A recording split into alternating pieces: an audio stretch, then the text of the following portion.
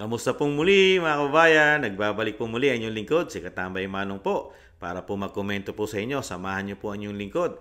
Bago tayo mag-umpisa at magkomentuhan, magandang umaga po muna, tanghali, hapon, gabi, madaling araw po sa atin lahat. Saan man sulok ng mundo o bansa tayo naroon, naway maingatan po tayo mga kababayan. Ito po, komentuhan po natin. Ito pong kaganapan o nangyari po sa debate mga katambay. At talagang malalaman po natin dito at makikita kung talagang sino po ang karapat-dapat po na manungkulan po sa ating bansa. Lalo po rito sa midterm election at sa senatorial mga kandidato po ng senatorial mga katambay. Umpisahan po natin dito. Umpisahan po natin komentuhan itong tapatan po ni Attorney Vic Rodriguez at siyempre po dito si Attorney Espiritu. Painggan po natin ang mga kanilang mga tinuran at komentuhan po natin. At isunod din po natin si Senator Bato de la Rosa at siyempre po ang convicted ng child abuse na tumatakbo po na si Franz Castro mga katambay. At marami pa. Unahin po natin ito mga kababayan at komentuhan po natin. Ito naman ang magtatapatan sina Attorney Vic Rodriguez at Attorney Luke Espiritu. Ako po ay sang-ayon na sa mandatory drug testing sa lahat ng elected and appointed officials sa gobyerno bilang pagtugon sa Article 11, Section 1 of our Constitution that public office is a public trust at dapat lahat ay may accountable sa ating mamamayang Pilipino. Kulang pa po yung oras nyo. Baka may gusto pa ho kayong sabihin. At yun nga po, aking sinususog din yung Dangerous Drugs Board Resolution number 13 series of 2018 na nagpapahintulot na i-undergo sa drug test ang mga elected officials. Okay. Pakinggan po naman natin ang posisyon ni Attorney Luke Espiritu. Ang pagsugpo sa droga, hindi yan magic formula para sulbahin ang lahat ng kabulukan sa gobyerno. And dyan na naman tayo, ginagamit na naman natin ang droga bilang pinagkakasya natin ang problema ng buong bayan na yan ang magiging problema na yan ay tokhang mentality ni Duterte. Kaya yan lumalabas dahil aminin na natin, nagbabanggaan si Marcos at si Duterte pinaparatangan niya si Marcos na bangag. Kaya meron tayong mga mandatory drug testing na ganyan. Sawang-sawa na ang taong bayan sa bangayan ng Marcos at Duterte. Pag-usapan nyo yung tunay na issue sa kahirapan, hindi yung mga droga-droga na yan. May sagot ho ba kayo doon? Kinakailangan malinaw sa atin. Bakit ang mga security guard bago ma-hire sa trabaho kinakailangan sumailalim sa drug testing? Ang pagiging opisyal ng gobyerno, ikaw ay humihipo ng pera ng mamamayang Pilipino. Higit na mataas dapat ang standard natin sa mga naglilingkod sa gobyerno. Attorney Espiritu? Bakit hindi tayo magkaroon ng competency test, integrity test, honesty test, at mahigit sa lahat, pro-masa test? Dahil yun ang mas importanteng mga issue sa ating bansa. Yan ba yung bangayan ni Marcos at ni Duterte? Yan ba may kinalaman yan sa sahod na hindi nakabubuhay ngayon? Yan ba may kinalaman sa kontraktualisasyon na nagpapahirap sa ating mga manggagawa? Yan ba may kinalaman sa kahirapan? Yan ba may kinalaman sa presyo ng mga bilihin? At yan ang mga nararamdaman ng taong bayan sa ngayon, hindi yung bangayang Marcos at Duterte.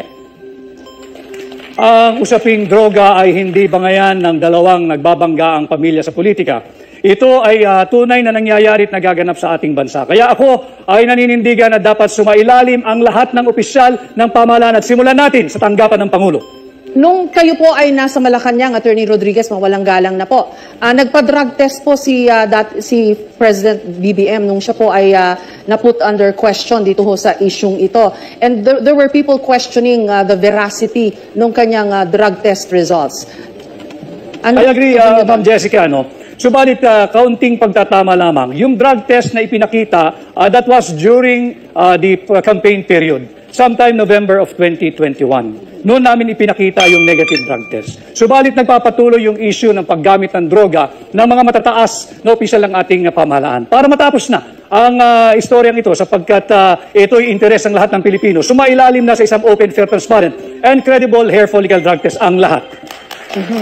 Yung bang drug test po ni President BBM noon, hindi po hair follicle test yon? Hindi ito hair follicle test.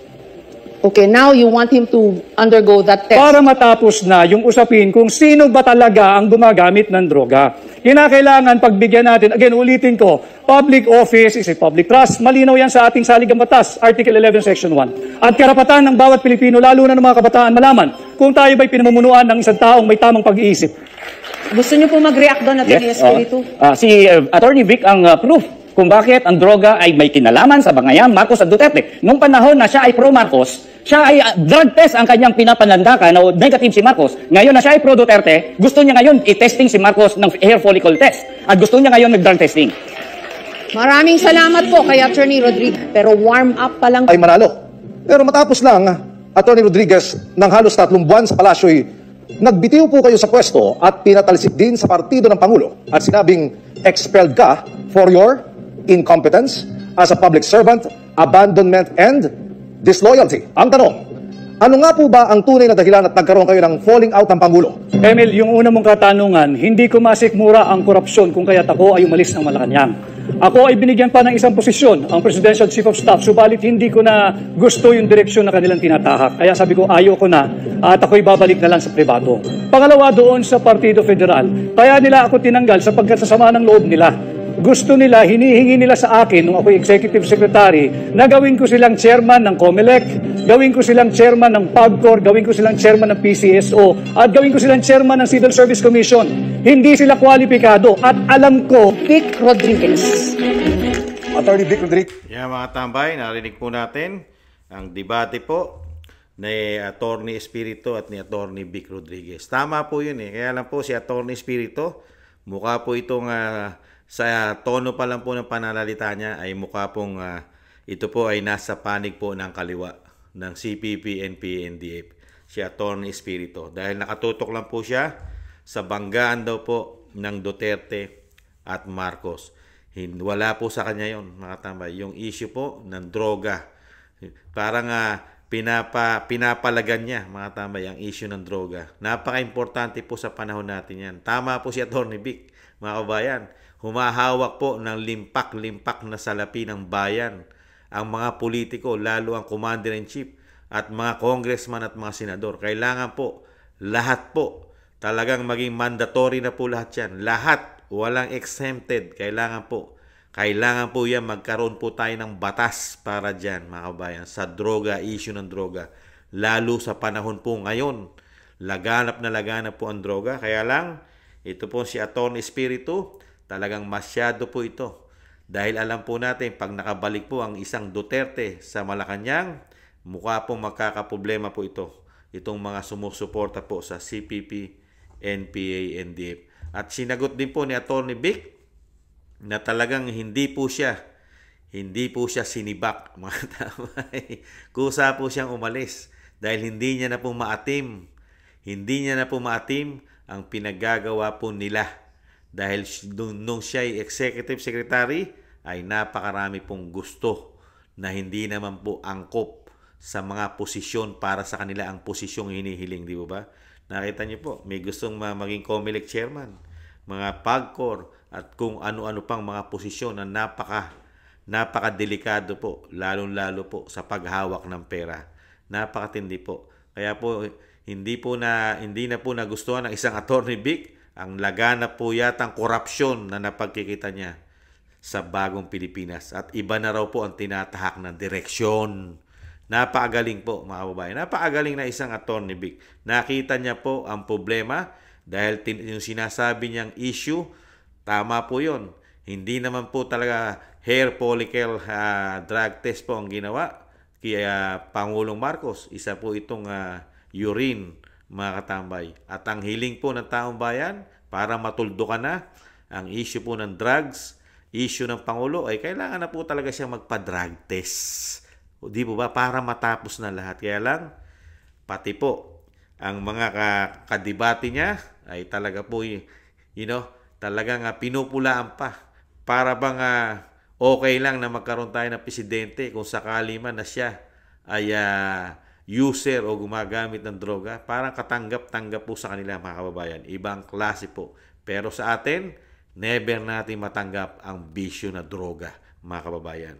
Isunod po natin ito. Ito sila Senator Bato at ang convicted po ng child abuse na si Franz Castro, mga katambay. Painggan po natin. Kumusta na po yung conviction mo sa kasong child trafficking?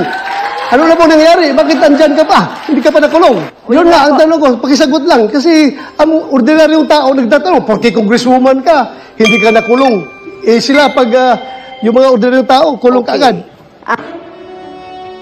Dapat lang kasuhan si dating Presidente Duterte at long overdue na ito. pati yung mga kasapakat niya at nag-utos no sa pagpatay sa war on drugs. Libo-libo ang pinapatay ni Duterte pero wala pang napapanagot. Kaya kailangan talaga ng hustisya ng ating ng ating mga mamamayan. Sinasabi natin dito na kaso na ito ay matagal na, pati na rin siguro. Senator De La Rosa. Ang sagot ko dyan is conditional, no? Hybrid. Pwedeng yes, pwedeng no. Yes, in the sense na nobody is above the law. Kapag mayroon siyang nagawang kasalanan, kasuhan natin. Pero kung wala naman siyang nagawang kasalanan, huwag mo siyang kasuhan base doon sa kaso ng ibang tao. Because guilt is personal. Huwag po nating ipaangkin kay Pangulong Duterte yung kasalanan ni Ninja Caps. Kaya po, after 3 years na tapos na sa pag-ulo, walang kaso. Meron ho naman kayo ngayong 15 seconds para mag-react po kay Senator De La Rosa.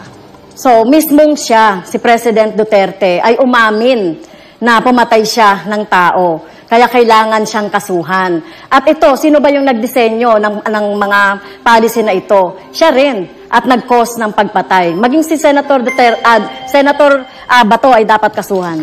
Ma'am, gigil na gigil kang kasuhan si Pangulong Duterte at ako ng mga kaso na hindi mo kami malilink. Kumusta na po yung conviction mo sa kasong child trafficking? Ano na po nangyari? Bakit andyan ka pa? Hindi ka pa nakulong? Yun nga, ang tanong ko, pakisagot lang. Kasi ang ordinaryong tao nagtatanong, porque congresswoman ka, hindi ka nakulong. Sila pag yung mga ordinaryong tao, kulong ka agad. Kung ito po ay nasa Kongreso, ay out of order ko po dahil wala siya sa tanong. No? Ang ginawa po natin na pagre-rescue, tama lang po yung ginawa ko na pagre-rescue sa mga teachers, sa mga bata na biktima ng mga harassment, intimidation at threat doon sa sinasabi ni Senator Bato na kaso. So, kung sino mang mga teachers gagawin yon, no, yung ipagtanggol at sagipin yung ating mga teachers at mga estudyante. So, tingin ko po ay walang mali doon sa ginawa po natin doon sa kaso. Now, Senator De La Rosa, may pagkakataon ho kayo na magtanong o mag-react pa rin sa posisyon po ni Representative Castro. 15 seconds po. Ano pong risk yun na pinagsasabi niya? Na yung mga parents ng mga bata mismo ay galit na galit sa kanya. Bakit ginamit niya yung mga kabataan para sa kanilang kapakanan? Walang risk yun nangyari doon. In fact, konbiktado nga siya sa kaso eh. There was no rescue. Well, yung sinasabi naman po ng mga magulang na galit sa akin, ay ito ay gawa-gawa lang ito. Ito mga magulang na ito. So, kung titignan natin yung mga magulang ng mga bata na talagang involved doon sa pag-aaral ng mga bata doon sa Lumad School, ay talagang nangihinayang sila doon sa pagsasara ng mga eskwelahan ng mga lumad. Dahil alam naman natin, kulang talaga no, sa serbisyong pang-edukasyon ang mga lumad. So talagang sila ay hinayang na hinayang at sinisisi ang gobyernong Duterte. Maraming salamat po kay Representative Castro. Matindi na mga tamay, sinisisi pa yung mga magulang na lumad doon sa ginawa po ng Franz Castro na isang convicted po ng child abuse. Ibang klase, sinisisi pa yung mga magulang na galit kaya nga kinasuhan ka. Dapat nga po, kidnapping ang kaso niyan di ba? Kaya tama po yung sinasabi ni Senator Bato 3 taon na hindi na presidente ang Pangulong Duterte. Ni wala po sinasampang kaso. Pero pinipilit po nila na maraming kaso at pati pagpatay. Mismo raw ang dating Pangulong Duterte, umamin daw sa pagpatay. Umamin na pala sa pagpatay, ayon sa'yo, convicted ng child abuse, Franz Castro. Umamin na pala, bakit hindi mo kinakasuhan sa korte? Umamin na pala. Di ba? Parang pong kagaguhan, kabobohan lang po ang nangyayari po yata sa inyo. Isa po kayo congressman. Hindi po ba kayo tangat, bobo na nun? At nagpapakagago na. O nagpapakagaga na po yata kayo dahil mismo kayo sa inyong sarili, sa inyong pag-iisip ay mamamatay po ang dating Pangulong Duterte ni hindi nyo kinakasuhan sa korte. Saan nyo lang dinadala? Sa paninira. Media mileage. Pero sa kabila nun, kayo yung convicted. Yung inaakasuhan nyo na napakaraming pinapatay, tama po yung sabi ni Senator Bato Huwag nyong ibintang ang mga kaso na hindi naman ginawa ni dating Pangulong Duterte, katulad ng mga ginawa ng mga ninja cops. Alam naman po natin na ang mga kapulisan noong mga panahon na yun ay sangkot na sangkot sa mga droga. Ginagawa nilang hanap buhay ang droga. Kaya nga may mga ninja cops. Di ba? Mga droga, nire-recycle pa nila. Sila rin ang pumapatay doon sa mga ginamit nila. Dahil nagkaroon ng war on drugs para mailigtas nila ang mga sarili nila. Di ba? Sa droga. At napakarami po diyang patayan, di ba? At hindi lang po issue sa droga yan. Nandiyan pa rin yung mga panahon na yun, mga randing and tandem. Mga pinatay na mga MPA. Napakarami. Di ba? Kaya nga po na-real talk po siya. Totoo po yun. Basag po siya ron. Talagang shoot po siya sa balde at shoot siya sa Kumunoy. Lubog siya sa Kumunoy. Itong si Franz Castro na isang convicted po ng child abuse. Di ba? Hindi niya po ngayon mapangatwiranan. Sinisisi niya pa yung magulang. Ha? Magulang pa ng mga lumad. Yung mga lumad na magulang ang sinisisi do sa anak at siya daw po ay nag-rescue. Dapat daw po ipagpasalamat ng mga lumad na ang pag-rescue po ng mga teacher na katulad niya. Ni-rescue po ang mga bata. Kung hindi ba ito gaga at nagpapakatanga at nagpapakabobo at ginagawang tanga ang mga Pilipino? Bakit ikaw ang magre-rescue? Ano ginagawa ng ating pamahalaan? Nandiyan ang kapulisan. Di ba? Pulis, sundalo ang magre-rescue riyan, hindi ikaw. Bakit kayo ang nag-rescue? Ang grupo ng Makabayan Black. Sige nga, mandato nyo po ba yan bilang congressman? Legislative? Re-rescue? Bakit hindi kayo kumuha ng sundalo o kapulisan para sa sinasabi nyong i-rescue sila? Hindi mo ba? Ginagawa nyo tanga o nagpapakatanga na lang po kayo at nagpapakabobo at nagpapakagaga kayo, congressman. Re-rescue? Kayo re-rescue? Pambihira. Ngayon, ginagawa nyo pang bobo. Mas bobo ang korte na hinatulang kayo ng kinasuhan kayo at convicted na kayo. May conviction na kayo ng child abuse. Mas tanga ang korte, mas magaling kayo. Ganun po ba? Hindi nyo na mabibilog. Hindi nyo na mabibilog ang taong bayan. At kailangan po, hindi po kayo manalo. Itong grupo na ito, hindi po kailangan ng mga Pilipino ang klase ng ganitong mga politiko. Mga nagbabalat kayo, mga babayan, balat kayo. Kalaban ng gobyerno, kalaban ng mga magulang, katulad natin, katulad ni Kamanong, na isang araw, ang ating mga anak ay magiging katulad din po ng ginawa nila sa mga kababayan nating lumad, mga katambay. Ibang klase ito. Buti na lang, na real talk, real talk ni Senator Bato. Ano pa ang ginagawa mo riyan? Nakikipagdebate ka, dapat nakakulong ka na. Dahil yung mga ordinaryong Pilipino nakukulong. Samantalang ikaw, may kaso ka, may convicted ka na. Nakikipagdebate ka pa. Dahil isa kang congressman kaya hindi ka makulong. Ganun po ba? Sino kaya ang protector nito? Sino kaya ang pumuprotekta sa taong ito at hindi makulong, mga kababayan? Di po ba? Ibang klase. Pakinggan pa po natin tong iba, mga kababayan.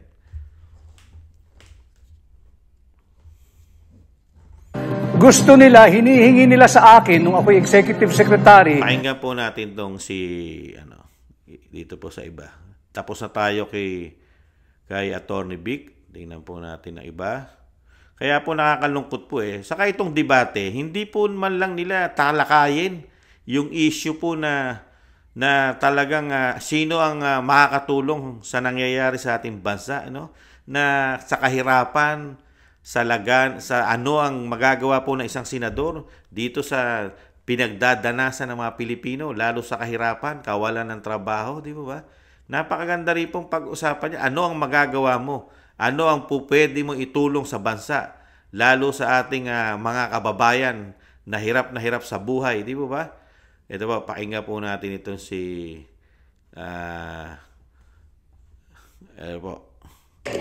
Magandang gabi po, Attorney Bondok. Attorney Dati po Bondok. kayong opisyal ng PAGCOR under the Duterte administration. Ito rin po yung panahon na naging maigting po ang operasyon ng POGO sa ating bansa.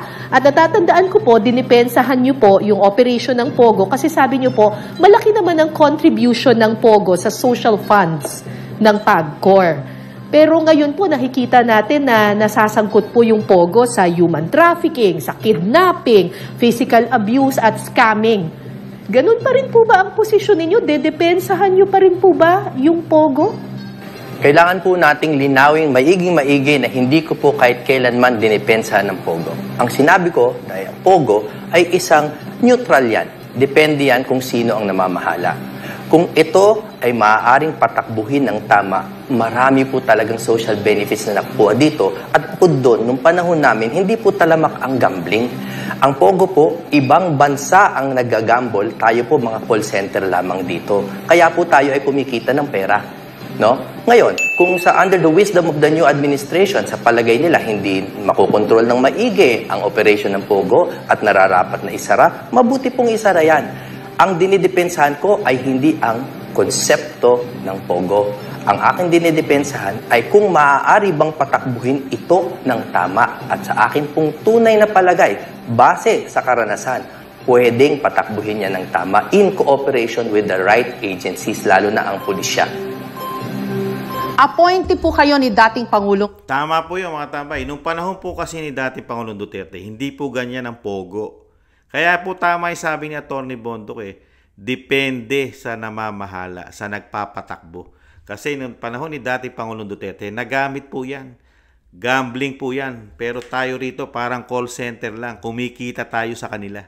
Pero ngayon, nung pumasok po ang bagong Pilipinas, diyan po lumabas lahat nung sila na po ang nag-turn over. Ano po kaya ang nangyari nung sila na ang humawak ng POGO, mga tamay, ang bagong Pilipinas? Diyan na po natuklasan yung sinasabi po nila. Samantalang nung panahon ni Pangulong Duterte, mismo si Atty. Bondok nagpatotoo na maganda ang pagpapalakad po. Napakinabangan po ang POGO lalo nung panahon ng pandemya at nasa tama po direksyon at hindi po lumabas ang mga issue na pinupukol po nila ngayon at ibinibintang po sa mga Duterte. Napakaganda po ng paliwanag ni Atty. Bondok, mga tama. Ipagpatuloy po natin. Duterte, ano ho ang stand nyo ngayon dun sa mga issue na ibinabato laban sa kanya? Lalo na po pagdating sa EJ case o extrajudicial killings. Kailangan po ng malinaw na disclaimer. Ako po ay tumatakbo sa ilalim ng PDP laban at personal ko pong kaibigan si Pangulong Duterte. Sa kabila po ng lahat ng yan, ako po ay naniniwala. Una, kung sa ICC, no jurisdiction. Tapos ang usapan. Pagdating po sa lokal na korte, bahala po sila. That is the proper forum kung gusto nilang kasuhan. Morally, I don't think we should do that to all our leaders na lagi na lang kinakasuhan ng dating presidente. Kung kasuhan man siya, kaya naman niyang depensa ng sarili niya dahil I believe that he has worked for the good of the Filipino people. Maraming salamat, Atty. Bondok. Napakagandang sagot po ni Atty. Bondok. Di ba? Direct to the point. Direct to the point. Kung tungkol sa ICC, wala po silang karapatan. Hindi po tayong miyembro niyan, mga tamay. Wala silang karapatan sa bansa natin, ang ICC. Wala Hindi na tayo miyembro niyan Di ba? Wala silang karapatan sa bansa natin na tayo panghimasukan nila. Pangalawa, nahandyan po ang Korte ng Pilipinas. Di ba? Nahandyan Anytime, pwede nilang kasuhan ang dating Pangulong Duterte. At ang dating Pangulong Duterte naman, ayon kay Atty. Bondok, ay kaya naman niya ipagtanggol ang kanyang sarili dahil siya po isang abogado. Kaya nga lang, ano po ang sinasabi natin? Ano po ang sinasabi ni Senator Bato? Magtatatlong taon na o 3 taon na hindi na Pangulo, ni wala silang isinasampang kaso sa Korte ng Pilipinas. Puro po sa ICC na wala naman pong karapatan na ang ICC sa bansa natin unang-una.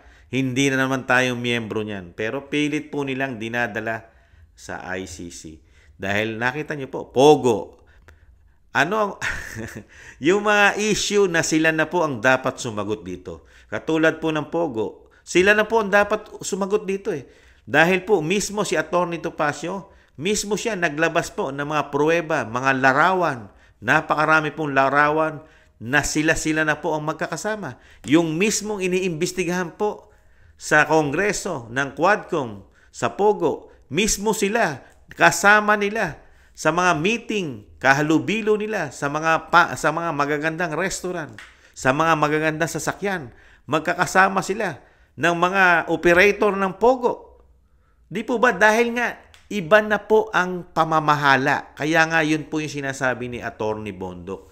Nung panahon po ng dating Pangulong Duterte, hindi kailanman nagkaproblema ang Pogo sa panahon ni dating Pangulong Duterte. Bagkus ito'y napakinabangan at kumikita ang bansa.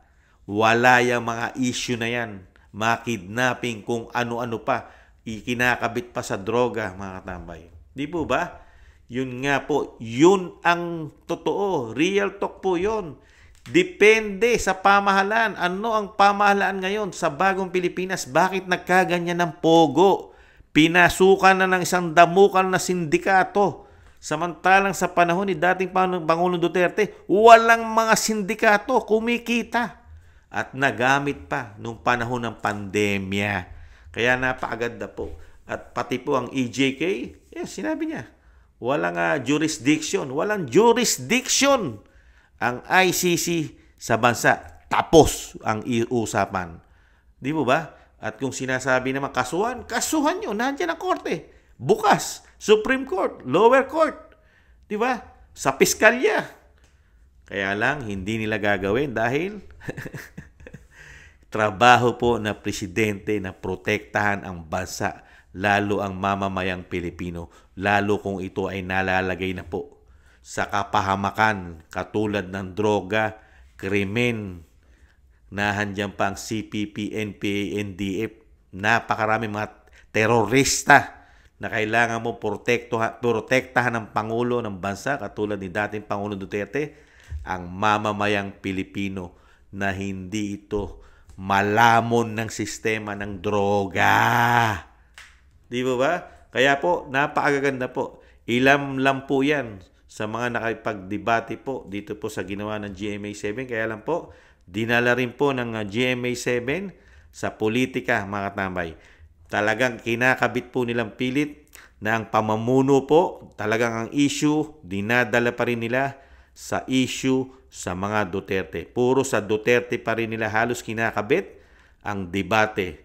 Imbis po, kuhanan mo ng mga magagawa at ano ang ipapangako at gagawin ng mga politiko na ito na tumatakbo katulad lahat nila.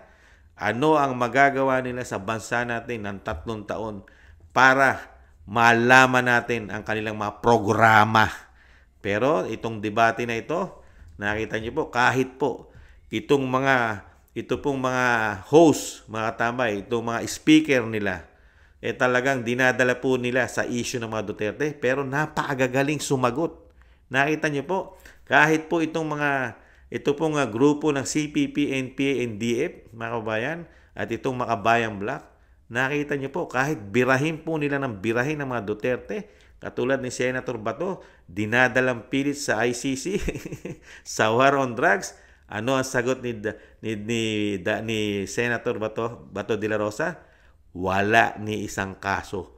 At wag na wag niyong ibibintang sa dating Pangulong Duterte ang mga kaso na ginawa unang-una mga ninja cops at napakarami pang iba, mga kababayan, yung mga krimen. Di ba?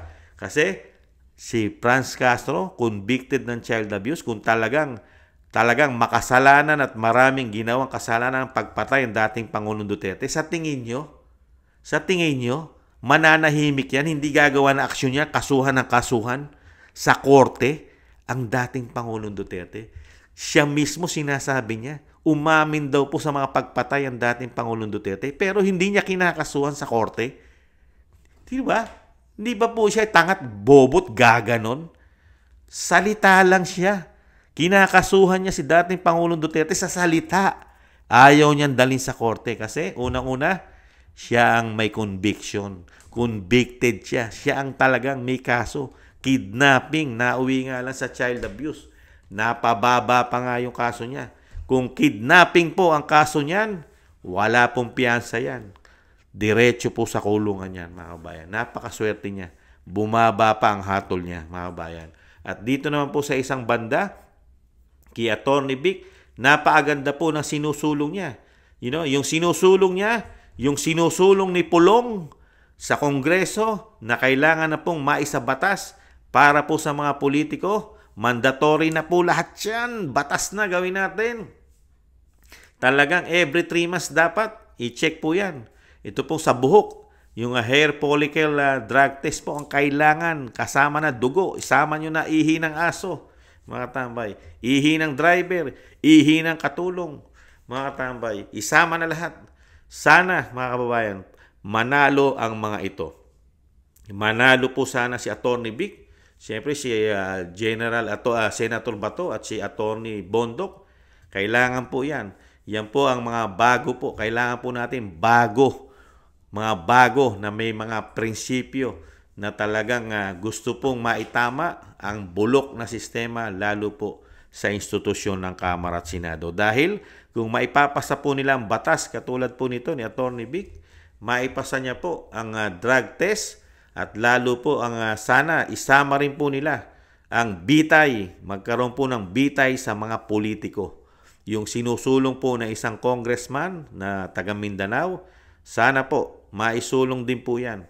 Yung drug testing sa mga politiko at bitay para sa mga politiko para po mabawasan po ang korupsyon sa ating bansa. Dito po, napakaganda po ng nangyari. Kahit po hindi po natin nakita yung talagang yung pinakamagandang debate na dapat pong pag-usapan lalo sa nangyayari sa ating bansa. Kaya nga po si Atty. Espiritu, galit na galit Sobrang galit po ni Atty. Espiritu dahil nga ayaw na ayaw niyan dalhin ang issue sa droga. Ang tanong po ni Kamanong, pro-drugs po ba kayo? Pro? Ayaw na ayaw niyo pag-usapan ng droga. Gusto niyo po ay dalhin po dito sa issue ng Duterte, Marcos, yung bangayan, mga tambay. Yan po ay parte ng politika. Inumpisahan po nilang demolition job sa mga Duterte, lalo sa Vice President. At inumpisahan po nila. At yung issue pong yan, dahil una nilang pinababagsak ang Vice President, kaya nga po sumasagot lang po ang mga Duterte, ang Vice President Sara Duterte. Kaya nga lang po nabuksan ang issue na yan. Halos tapos na nga po sana yung issue na yan di ba? Tapos na po yung issue ng droga mga kababayan. Di ba? Hindi na po halos na pag-usapan yan nung manalo po ang Vice President. Di ba? Bakit po lumala ang issue ng droga? Kasi lumabas si Cathy Binag. Real talk. Si Cathy Binag ang nagpalabas at nagpaputok kaya lumaki ang issue ng droga. Dahil halos po, hindi na po yan nagtuloy din, di ba? Nung sinabi po ni dating Pangulong Duterte na may kumakandidato at kumakampanya na gumagamit ng droga, di ba? Nagpa-drug test po sila sa St. Luke's, di ba? At sinasabi po, negative. Ihi po yun, urine o ihi. Yung ginawa po doon. Ngayon, positive? No, negative ang lumabas sa St. Luke's kasi ihi po yun. Yung sinasabing ko nga po, komento na yung lingkod, pwedeng ihi ng aso yun. Ihi ng driver, ihi ng kasambahay, ihi ng bodyguard o ihi ng kamag-anak, mga tambay, o ihi ng kaibigan. Pwede po yun. Pero ano ang sinasabi ni Atty. Vic? Sa dami po ng demand ng mga Pilipino dahil sa ginawa ni Cathy Binag kasama si Jonathan Morales at kasama si Maharlika at kasama si dating senador na nagpapatotoo rin, dating senadora Nikki Cosseteng. Di ba? Naka-YouTube po yan. Talaga sinasabi po nila na talagang gumagamit daw po di umano ng droga ang Pangulong Marcos. Kaya nga po, meron pong ebidensya pa si Cathy Binag na USB. Di ba USB? Kaya nga po, lumala ang issue. Kaya yung sinasabi ni Atty. Vic, makatotohanan yun. Dapat tuldukan na yun ng Pangulong Marcos. Tuldukan mo. Kaya lang, nalaman po natin ang sagot ng Pangulong Marcos. Nakita nyo po, yung tapang niya po, napakatapang niya po sa mga Duterte, napakatapang niya po sa issue ng ICC, napakatapang niya po sa issue ng China na baka tayo ay dalhin pa sa gyera. Pero pagdating po ng issue ng kanyang personal, lalo sa drug test, ay siya po ay walang yagbols. Duwag. Naging duwag po yata ang Pangulo ng Pilipinas. Pagdating po sa issue ng droga, duwag ang Pangulo. Pero pagdating po sa issue sa mga Duterte at sa usapin sa China, napakatapang po ng Pangulong Marcos. Paano ka paniniwalaan ng taong bayan, mga kababayan? Paano ka susundin ngayon? Paano ka makakuha ng respeto sa taong bayan? Paano ka titigilan ng mga kritiko mo, Pangulong Marcos? Yung napakadaling gawin, kukuhanan ka lang ng buhok. Napakadali. Hindi ka naman ooperahan. Hindi ka naman ise-surgery. Hindi ka naman tatanggalan ng kidney. Hindi ka naman tatanggalan ng mata. Di ba? Walang tatanggalin sa'yo maliban sa buhok. Pero hindi mo magawa, mga kabayan. Kaya po, ang nangyayari po, pati po ang media ay nagagamit po dito sa debate. Bakit ko nasabi? Ano sabi sa debate? Hindi po ba na drug test na ang Pangulong Marcos nung kampanyahan? At tinatanong po, di po ba na drug test na? Kayo pa mismo, Atty. Vic. Ano sabi ni Atty. Vic? Tama. Na drug test na. Kaya lang, yun ang hiling ng taong bayan at ni Cathy Binag. Dahil nga lumabas na si Cathy Binag na kailangan pong ulitin, gawing muli ang drug test. Hindi na po ang ginawa sa St. Luke's. Sa buhok na. Follicle na po ang kailangan. Hair drug test na po. Di po ba, mga kababayan? Kaya dito po sa nakita po natin debate, napaganda po ang debate. Tatlo po yan. Si Atty. Vic, si Senator Bato, at si Senator, ang darating, manalo po sana para Senator, ito pong si Senator Jimmy Bondoc, mga tambay, tumatakbong senador. Sana po manalo sila. Si Senator Bato, siyempre po si Senator Vic Rodriguez at si Senator Jimmy Bondoc, mga tambay. Napakagaling po. Dahil alam po natin talagang nag-aral pong mabuti ang isang Jimmy Bondoc. Ngayon po ay siya'y ganap na abogado na. Kailangan po natin ang matatalino na mga mag-aahon po sa ating bansa, lalo po sa dinaranas po natin ngayon. Napakahirap po. Talagang lalo na po sa pera ang pinag-uusapan. Talamak po yata ang ginagawa nila sa ating kaperahan. Sa kabila nun, hindi po nila tinatalakay ito at iniimbestigahan. Kaya kailangan pong manalo po ang mga kaalyado ni dating Pangulong Duterte para po lahat ng natuklasan ng Vice President at pati po ang dating Pangulong Duterte at nahandyan pa si Cathy Binag ay talagang matuldukan na po yan para po maipasa na lahat ang dapat ipasa, lalo po ang drug testing para sa kanila. Isama na ang bitay, mga kababayan. Kaya po muli, mga tambay, napakaganda po. Nakita po natin ang mga politiko na talagang pamumulitika lang po ang hangarin sa ating bansa. Pamumulitika, pagpapabagsak sa mga Duterte, ano pa asahan natin sa grupo ng CPP, NP-NDF at Makabayan Black na umaamin naman po sila na sila'y makakaliwa. Umaamin naman po mga kabayan. At dito naman po sa grupo po na sumusuporta po at sinusuportahan ng mga Duterte na si Atty. Vic, Senator Bato at si Atty. Bondoc ay yung talagang gusto po na maging maayos, maunlad at talagang ang korupsyon ay mawala, lalo ang issue ng droga sa ating bansa, lalong-lalo na sa mga politiko, Commander-in-Chief, mga kababayan. Maraming salamat po, mga kababayan. Tangkilikin po natin ang politiko na may pagmamahal sa bayan at sa ating mga Pilipino. Kailangan po natin yan. Hindi po natin kailangan ng mga politiko na mga pangsariling interes lamang at ang hangad lang po ang ating kayamanan, yaman ng ating bansa, mga katambay. Pangsariling interes. Hindi po natin kailangan yan. Muli po, si Katambay Manong, bumoto po tayo. Talinuhan po natin ang ating boto. yung mga dating mga politiko, yung mga nakaupo na, kahit congressman po siya, tingnan po natin ang kanilang mga ginawa, lalo po kabutihan sa mga Pilipino. Ano ang nagawa nilang kabutihan?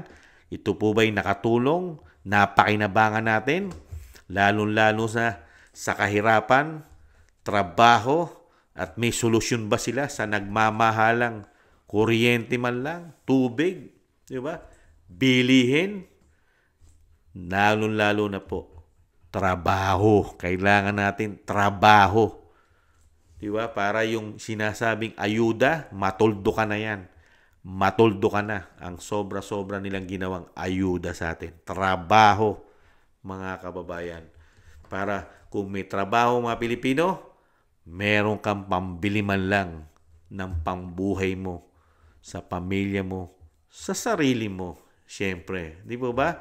Kaya po muli mga tambay, huwag po nating tangkilikin ang mga politiko na mga trapo, mga kababayan. Maraming salamat po sa mga gusto po ng ating maliit na channel, Tambayang Makabayan, sa YouTube at TikTok. At ganoon din po sa mga nagko-comment, like, share, and subscribe. Maraming salamat po mga kababayan. Sa muli po, ingatan nawa, paalam, bye-bye.